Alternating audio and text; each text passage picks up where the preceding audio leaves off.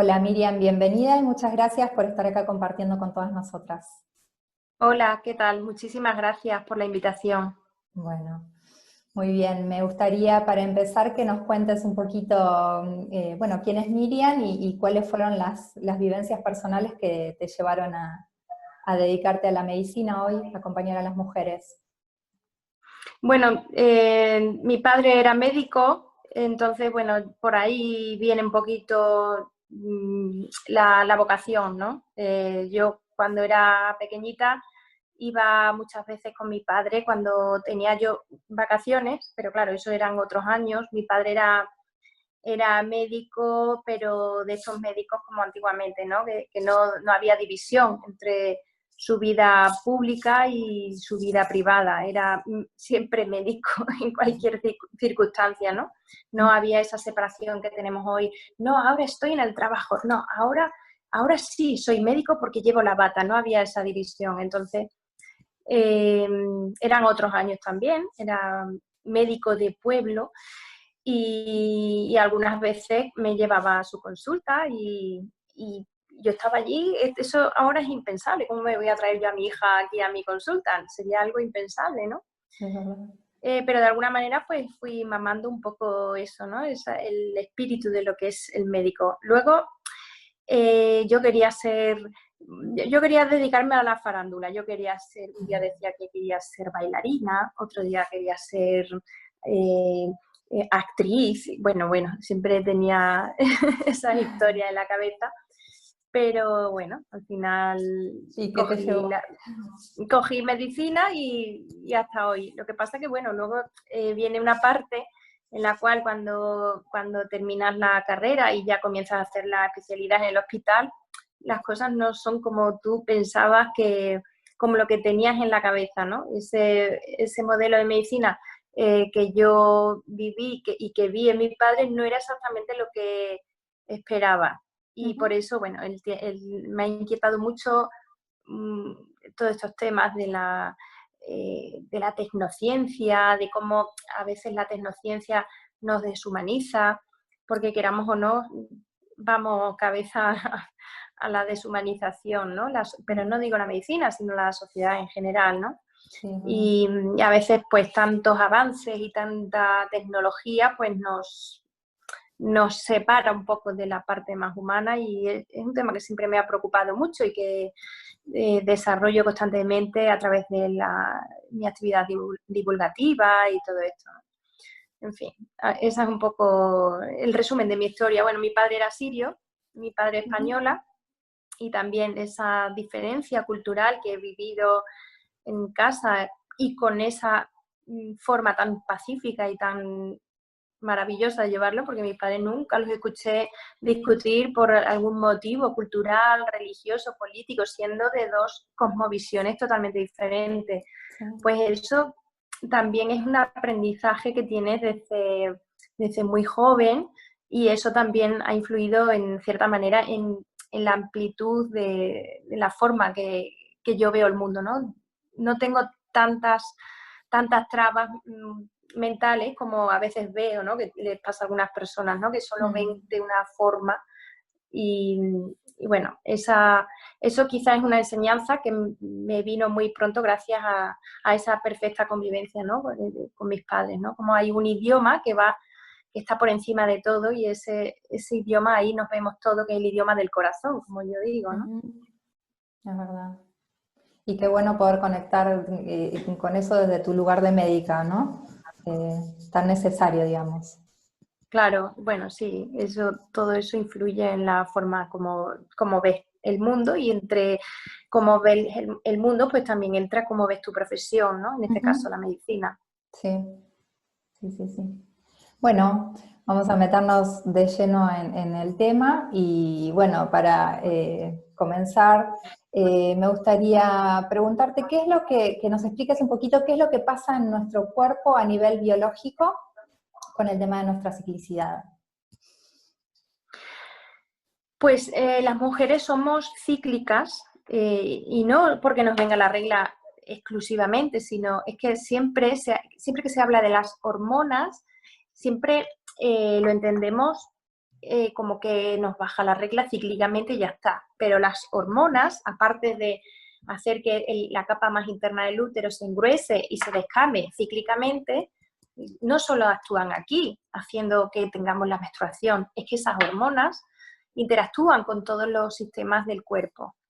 En cuanto aquí, localmente, en el endometrio, lo que hace es que en la primera fase del ciclo, los estrógenos, entre regla y regla, si ponemos en el medio la ovulación, ¿no? En un ciclo normal de 28 días, vamos a imaginar, ovulación en el día 14, pues entre regla y regla y con la ovulación en medio, la primera fase del ciclo tenemos una dominancia de estrógenos sobre progestágenos.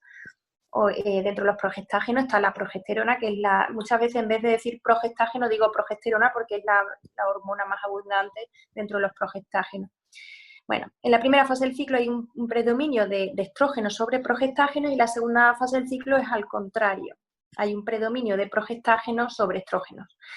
A nivel local, los estrógenos producen una proliferación de las células del endometrio, hacen que esas células se multipliquen, tienen un efecto multiplicativo. En la segunda fase del ciclo, cuando se produce la ovulación, si no hay ovulación, no vamos a tener suficientes progestágenos en la segunda fase del ciclo, con lo cual necesitamos ovular para que tengamos una fase lútea con suficientes progestágenos, porque estos progestágenos van a contrarrestar a esos efectos de los estrógenos de la primera fase del ciclo. Pues aquí los progestágenos lo que hacen es evitar la multiplicación de las células y evitar que se descame el endometrio. Es como si lo dejaran ahí quietito. Aumentan las secreciones aquí dentro, pero no hay multiplicación de células ni descamación. Y al final, cuando baja los progestágenos, se descama el endometrio. ¿De acuerdo? Eso es lo que ocurre aquí. Pero es que resulta que los estrógenos y progestágenos actúan en diversos sistemas del cuerpo. El motivo y la razón biológica de esto es por si acaso se produce un embarazo. Entonces, si hay un embarazo aquí dentro, ¿qué nos interesa? Pues nos interesa, por ejemplo, bajar la vigilancia inmunológica. ¿Para qué? Para que nuestro sistema inmunológico no ataque a ese embarazo. Esa bajada de la vigilancia inmunológica la provocan los progestágenos, que son las hormonas que segregamos en la segunda fase del ciclo, cuando ovulamos. Bajamos la vigilancia inmunológica. También uno de los progestágenos, un metabolito de la progesterona que se llama alopregnenolona, en el cerebro activa el sistema GABA, que lo que hace es que nos mantiene más tranquilas, más calmadas. ¿Por qué? Porque si nos hemos embarazado, pues necesitamos bajar la actividad. Eso lo hacen los progestágenos, que en general son inhibidores neurales en el sistema nervioso.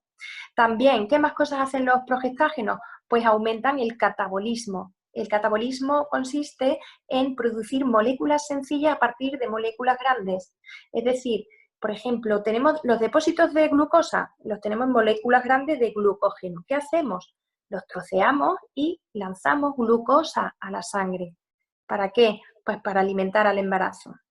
Todos estos cambios que se producen en la segunda fase del ciclo, si se mantuvieran en el tiempo, nos vendría fatal, porque claro, si tenemos siempre el sistema inmunológico apagado, vamos a favorecer más las infecciones, por ejemplo, ¿no? Si estuviéramos siempre en catabolismo, no podemos sustentar esa bajada de depósitos continuamente. Tampoco podemos estar siempre tranquilas. ¿Qué pasa? Pues que en la primera fase del ciclo ¿qué hacen los estrógenos? Lo contrario. Los estrógenos son a nivel sistema inmunológico, son estimuladores del sistema inmunológico. Por eso las mujeres, una de las teorías de que las mujeres somos más longevas es por los estrógenos, porque los estrógenos mantienen la vigilancia inmunológica, suben la vigilancia inmunológica. En contra, con respecto a los hombres, en las mujeres hay más enfermedades autoinmunes, por la misma razón que somos más longevas, porque tenemos el sistema inmunológico más activado por los estrógenos. ¿Qué más cosas suceden? Claro, bajada de vigilancia inmunológica, primera fase del ciclo, sube. ¿qué es mejor, tenerlo arriba o abajo? Si lo tenemos siempre abajo, vamos a tener infecciones. Si lo tenemos siempre arriba, vamos a tener siempre enfermedades autoinmunes y cosas de estas, ¿no? Entonces, ¿qué hacemos? Lo saludable, pues vamos alternando, subimos y bajamos. Y esto ocurre con los demás sistemas. En el sistema nervioso, pues igual que los progestágenos nos hacen que estemos más calmadas, más tranquilas. ¿Qué hacen los estrógenos en la primera fase del ciclo? Aumentan la actividad, son activadores neurales. Por eso, cuando vamos llegando a la ovulación, como el pico de los estrógenos es el pico más alto, por eso las mujeres estamos como que nos comemos el mundo, como que estamos más activas. Esto tiene su sentido biológico, porque claro, nos acercamos a la ovulación, pues necesitamos otra serie de cosas diferentes, ¿no? A cuando tenemos la regla, ¿no?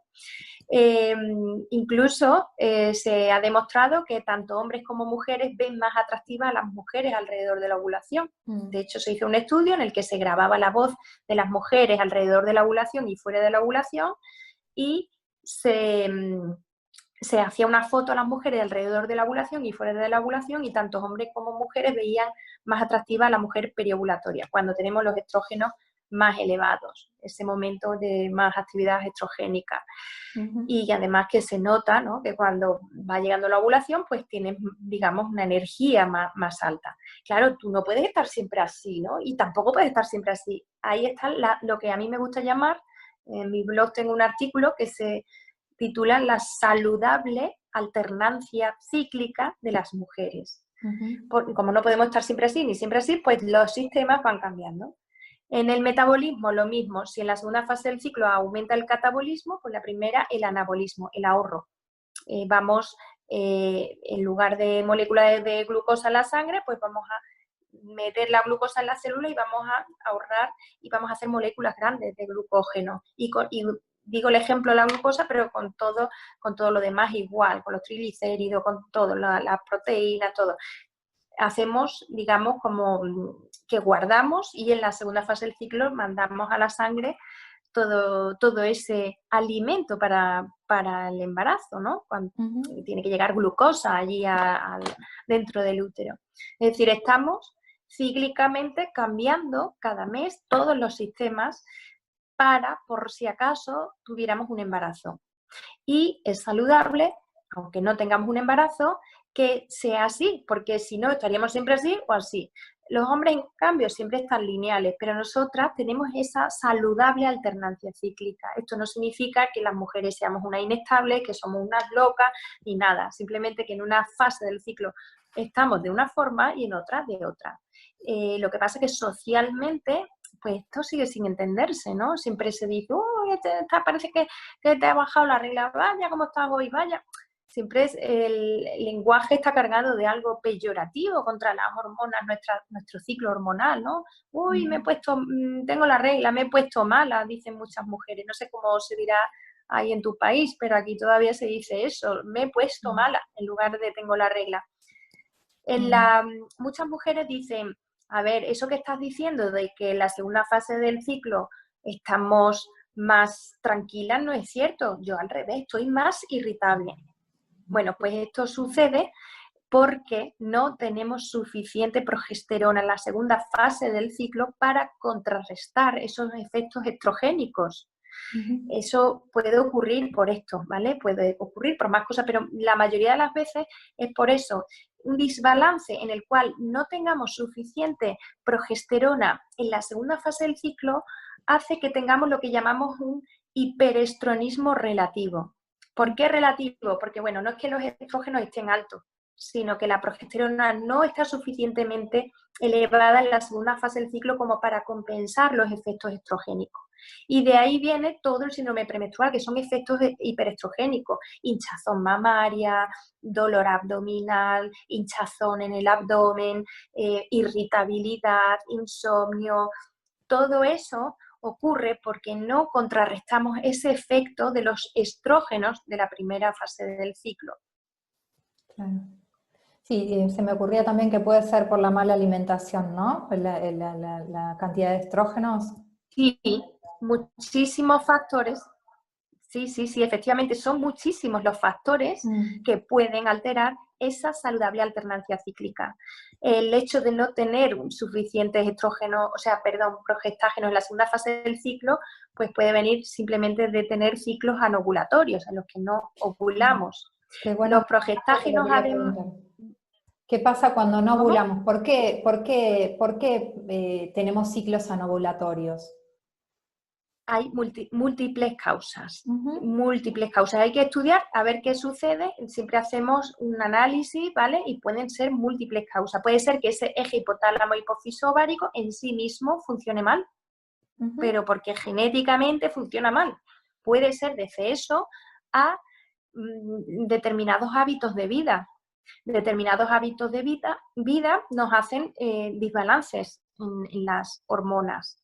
Por ejemplo, todos los malos hábitos de vida generan lo que llamamos resistencia periférica a la insulina.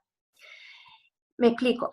Cuando tienes estrés continuado, cuando comes fatal, no duermes, eres sedentaria, has puesto mucho peso, todos estos malos hábitos de vida generan lo que llamamos inflamación sistémica de bajo grado, que es que en la sangre tenemos unos factores proinflamatorios elevados sin que produzca alteración en la función de ningún órgano. Pero estos factores proinflamatorios infiltran el tejido adiposo y generan lo que llamamos resistencia periférica a la insulina. ¿Qué significa esto? Pues mira, en este dibujito lo podéis ver. Imagínate que estas son las células del tejido adiposo y estas puertitas son los receptores de insulina. En la sangre, cuando aumenta la glucosa, cuando comemos dulce o cualquier cosa que tenga glucosa, viene la insulina, coge esta glucosa, abre esta puertita y la mete en el interior, ¿verdad? Bueno, pues imagínate que esas puertitas están muy, muy, muy cerradas y no es capaz de meter la insulina, la glucosa en el interior. ¿Qué sucede? Pues que hacemos disparamos la insulina para vencer esa resistencia. Esta hiperinsulinemia tiene muchísimos efectos que pueden alterar nuestro sistema hormonal. Por ejemplo, ¿qué hacen la insulina? Bueno, tiene muchísimas funciones más aparte de meter la glucosa en el interior de las células. Entre ellas, hay, por ejemplo, la misma insulina aumenta la producción de andrógenos tanto en glándulas adrenales como en ovarios. También estimulan la actividad de la aromatasa, que es una enzima que transforma los andrógenos a estrógenos, con lo cual nos meten un exceso, digamos, de estrógenos. Claro. Es decir, al final, todo este balance hormonal puede cambiar simplemente por los malos hábitos de vida. Podemos estar en una situación hiperestrogénica por el estrés simplemente. Claro. El estrés además aumenta el cortisol, la hormona del estrés. El propio cortisol genera aumento de glucemia en sangre, aumenta la glucosa en sangre, por si viene un león, ¿no? El cortisol, que es la hormona del estrés. Si viene un león, tengo que correr rápido y para huir, ¿no? Claro, no distinguimos si es un león o es un examen, el cuerpo funciona igual.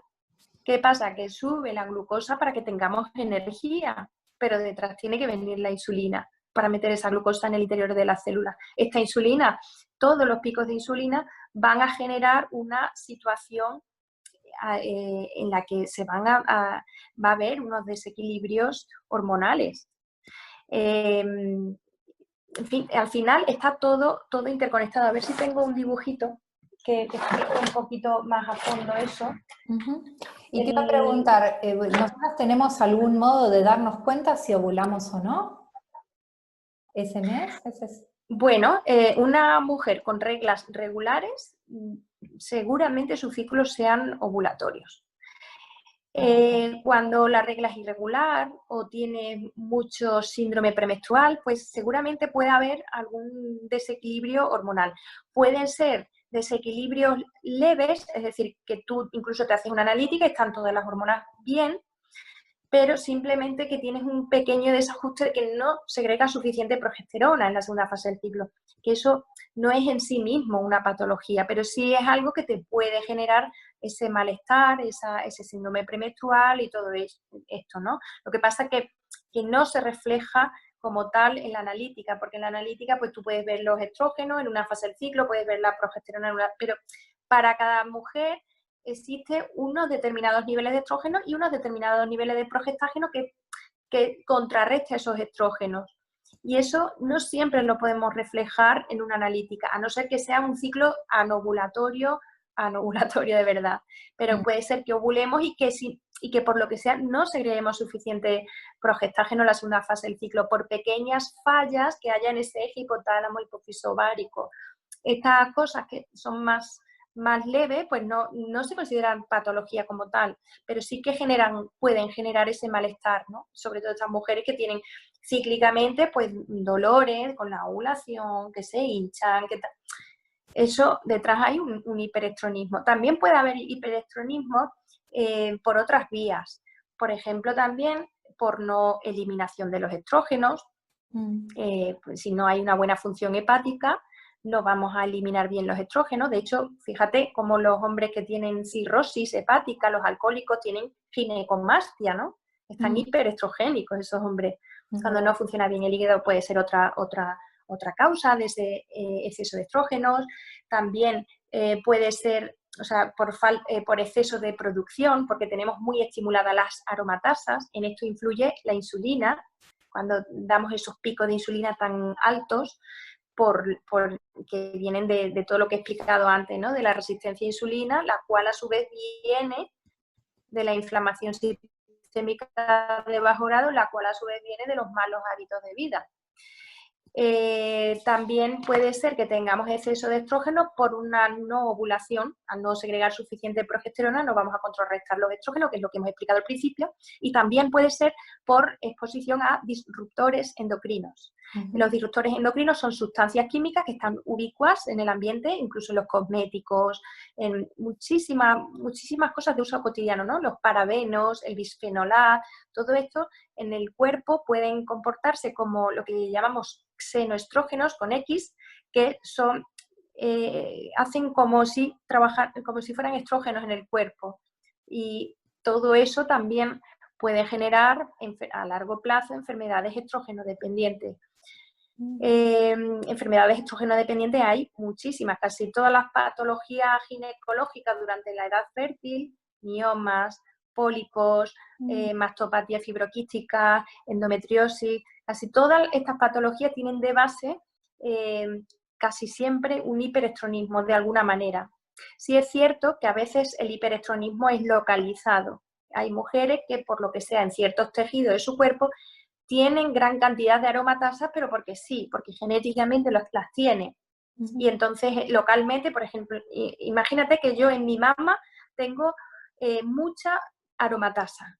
Entonces todos los andrógenos que llegan ahí los voy a transformar a estrógenos. Los andrógenos vienen tanto del ovario como de las glándulas adrenales. Pues todo lo que llega allí se va a convertir en estrógeno.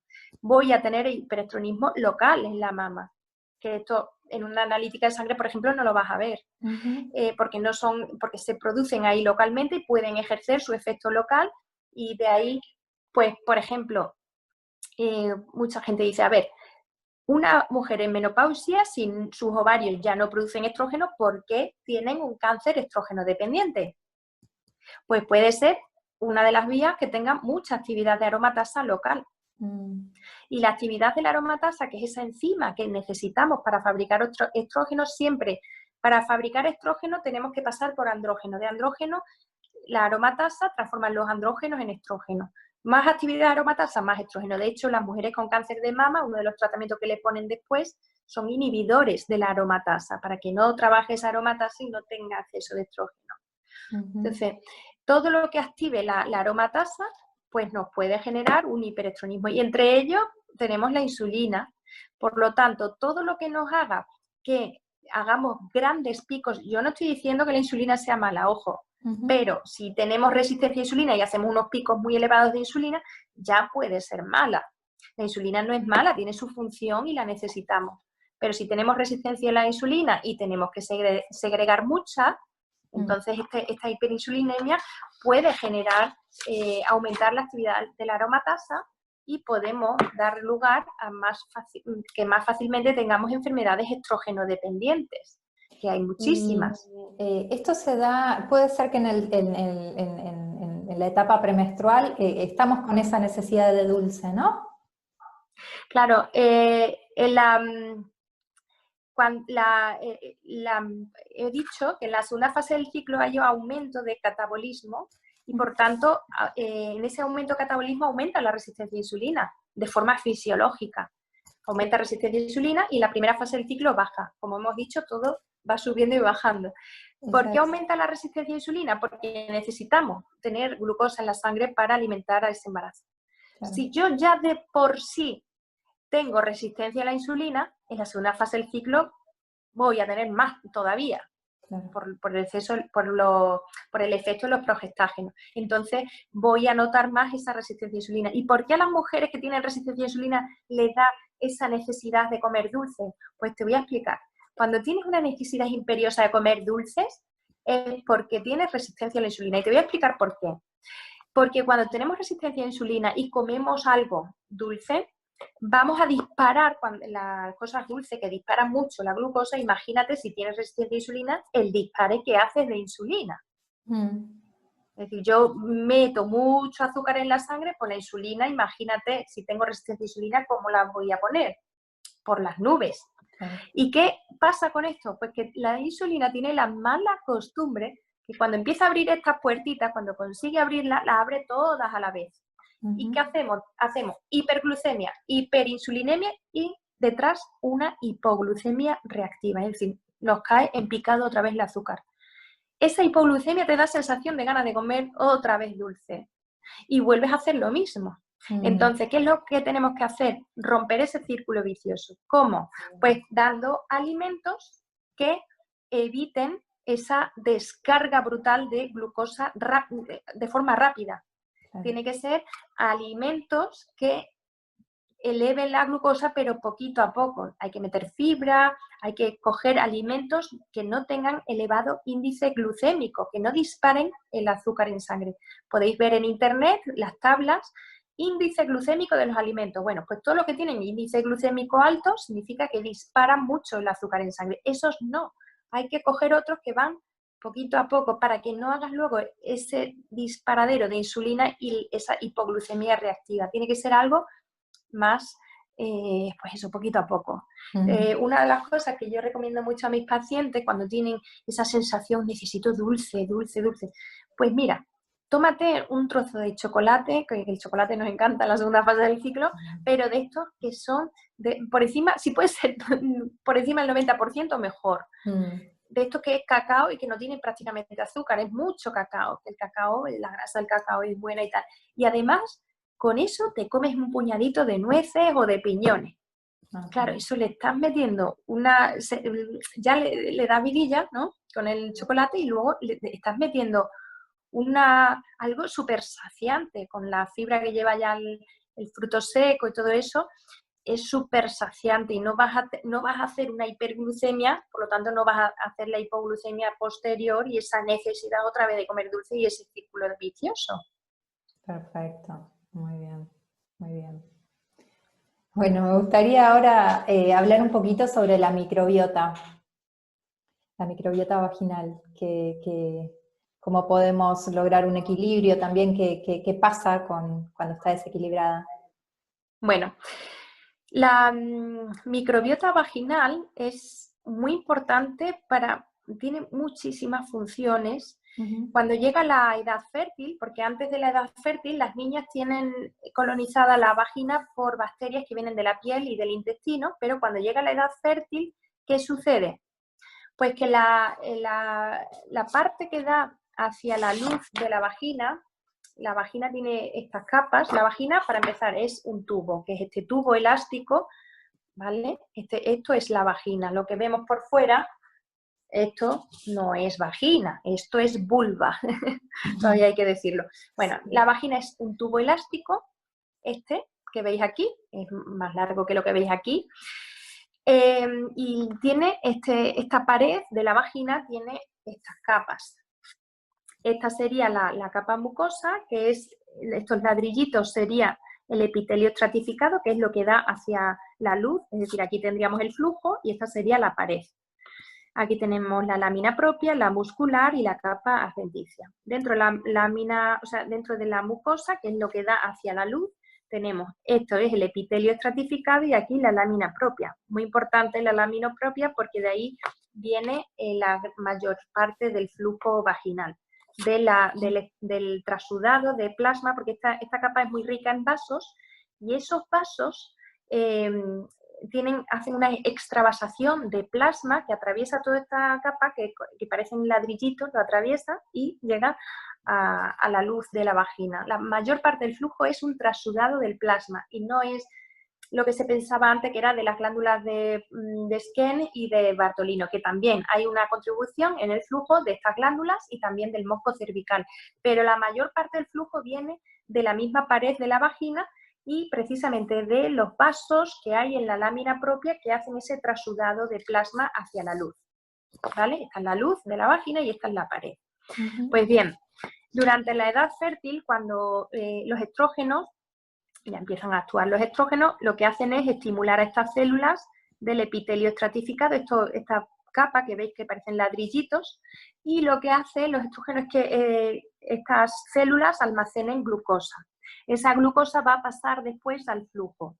Ese flujo rico en glucosa, pues le encanta a los lactobacillus.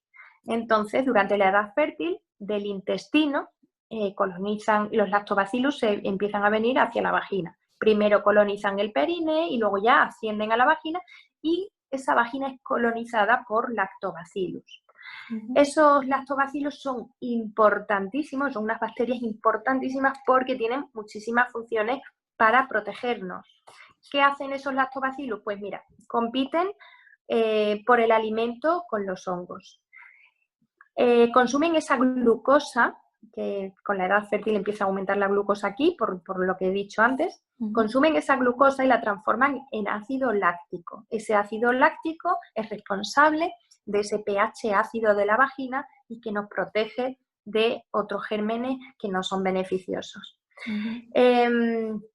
Tienen un efecto directamente inmunomodulador, liberan sustancias como bacteriocinas que luchan contra microorganismos que no son beneficiosos para nuestra vagina. Por tanto, este equilibrio de la microbiota vaginal es importantísimo y en ese equilibrio el papel crucial lo tienen los lactobacillus.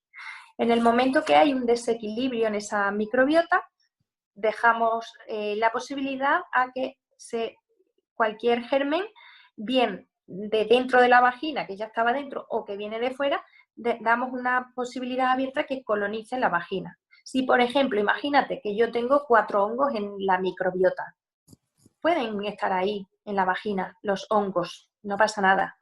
Pueden haber 4 hongos, como los lactobacillus los mantienen a raya, no pasa nada. Pero en el momento que mueren lactobacillus y bajan esos lactobacillus, ¿qué pasa? Que ese pH pierde acidez y en esa situación de bajada de lactobacillus dicen los hongos, pues allá vamos nosotros, y colonizan la vagina y nos dan las candidiasis. Con la vaginosis bacteriana, lo mismo, una vaginosis bacteriana, esa infección vaginal que se caracteriza por ese flujo muy maloliente, está producido, es un fenómeno polimicrobiano. Normalmente no es una sola bacteria, sino una comunidad de bacterias que son menos beneficiosas, entre ellas la Gardnerella vaginalis. Estas bacterias pueden estar también en la vagina sin causar ningún problema.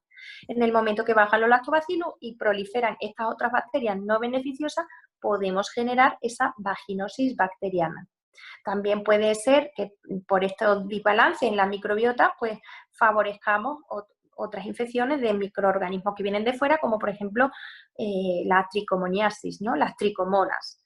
Es decir, esa barrera de lactobacillus es crucial para evitar infecciones y para mantener ese pH adecuado en la vagina, ese pH ácido que nos protege de infecciones.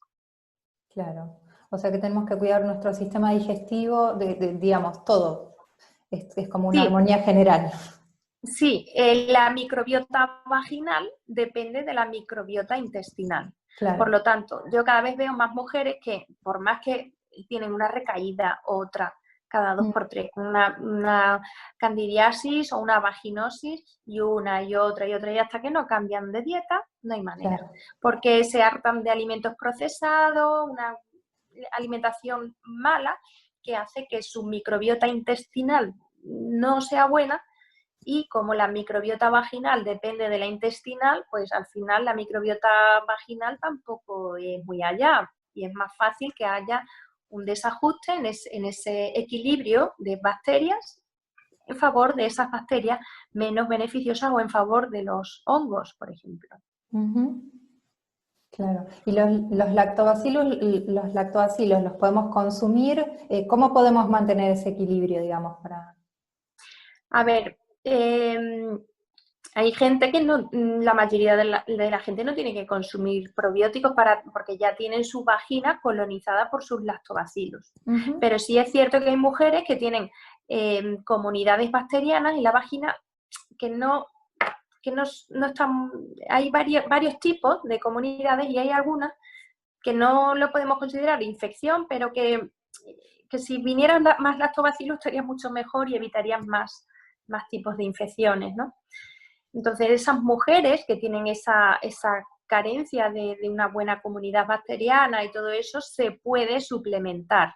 Esto no es algo que haya que hacer todo el mundo, porque si tu comunidad bacteriana está bien, no tienes por qué suplementar, pero sí es muy frecuente que después de un tratamiento por una infección, muchas veces optemos por añadir algún probiótico que haga mejorar esa comunidad bacteriana y evitemos que volvamos a ese desequilibrio y volvamos a tener una recaída, que es muy frecuente la recaída, ¿no?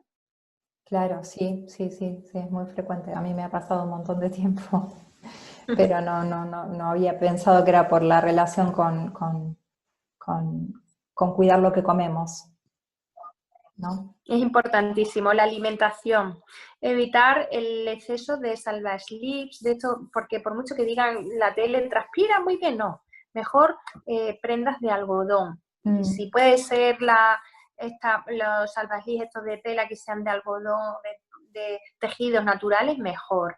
Claro. Hay que evitar el exceso de salvage lips, toallitas húmedas, evitar el exceso de lavados. Luego no hay que hacer duchas vaginales, que hay mujeres.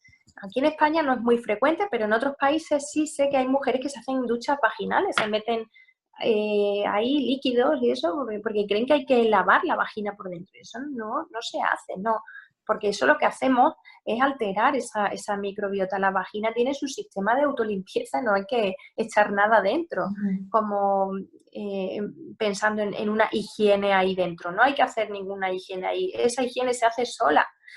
Evitar el exceso de lavados, las prendas muy ajustadas en la zona genital, las licras y prendas sintéticas, todo lo que sea que no transpire bien la vulva, todo lo que no deje buena transpiración, pues puede favorecer, digamos, en la entrada de la vagina y luego secundariamente en la vagina, pues una alteración en ese equilibrio de la microbiota y favorecer infecciones de todo tipo, ¿no? Como las vaginosis bacterianas, que son las más frecuentes, o las candidiasis vulvovaginales.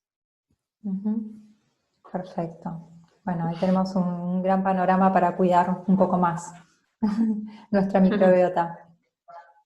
Bueno, Miriam, bueno, me gustaría que hablemos también un poquito hablemos de vaginas. Ah, Contanos, este este último librito. libro. Sí. Sí, bueno, este libro es bastante, el título, mucha gente cuando lo ve se cree que solo hablo de vagina, pero de vagina habla un trocito pequeño, pero aquí se habla de salud sexual femenina, pero desde todas las aristas que te puedas imaginar. De hecho, la primera parte comienza con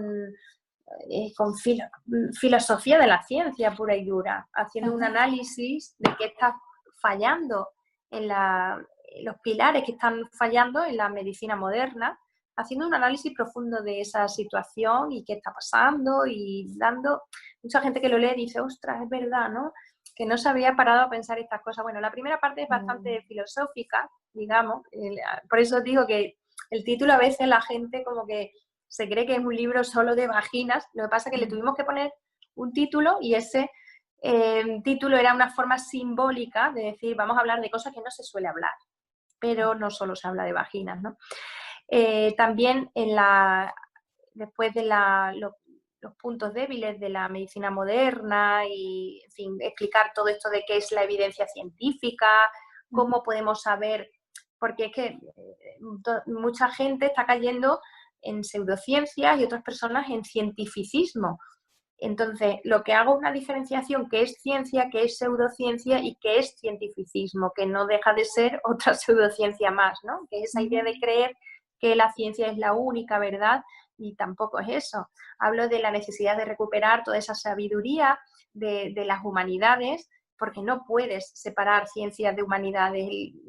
Si te centras solo en lo científico, estás perdiendo otras áreas del saber y es muy importante que la ciencia no se separe de la ética, de la filosofía y otras humanidades que nos hace comprender mejor todas las dimensiones del ser humano y entender mejor, ¿no? Cómo somos los seres humanos.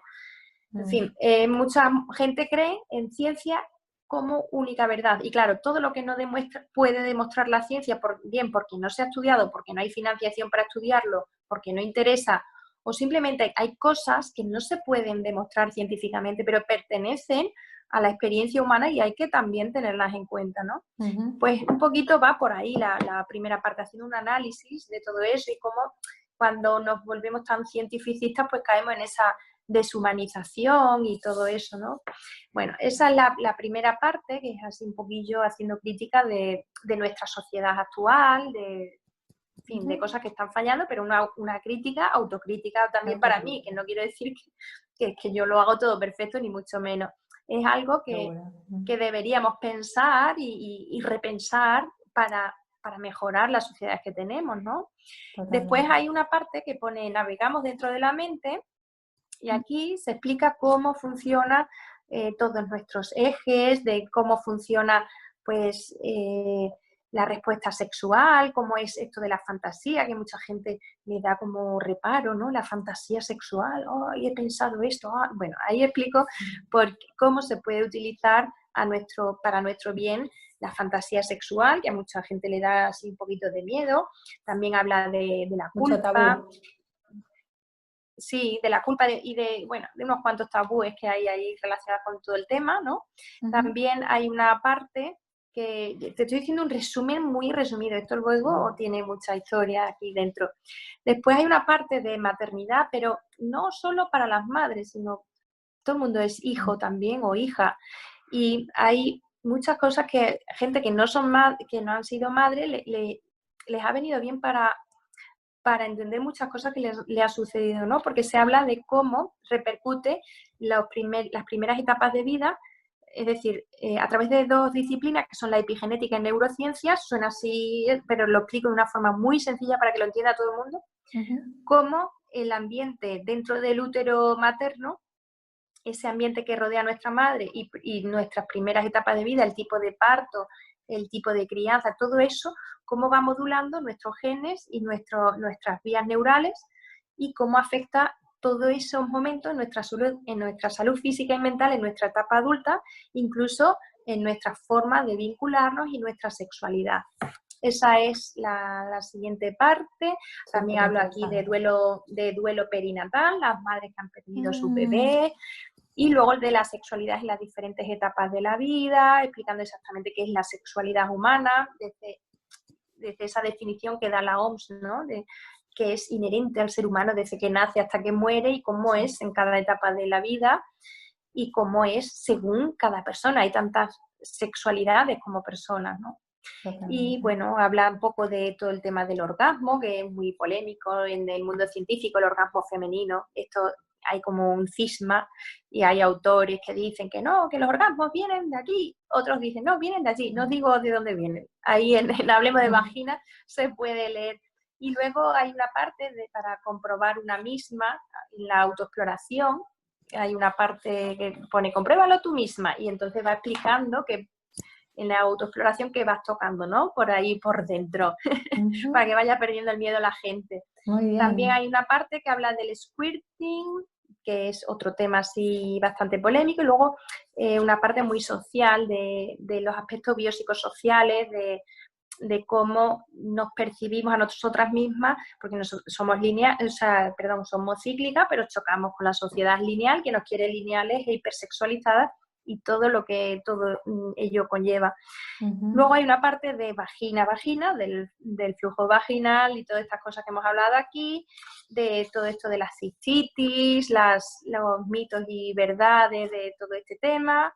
Y luego al final es una parte un poquito de interconexión entre los diferentes sistemas del cuerpo, de la alternancia cíclica de nuestras hormonas, todo eso. En fin, has visto la cantidad de temas que estoy Súper diciendo. completo.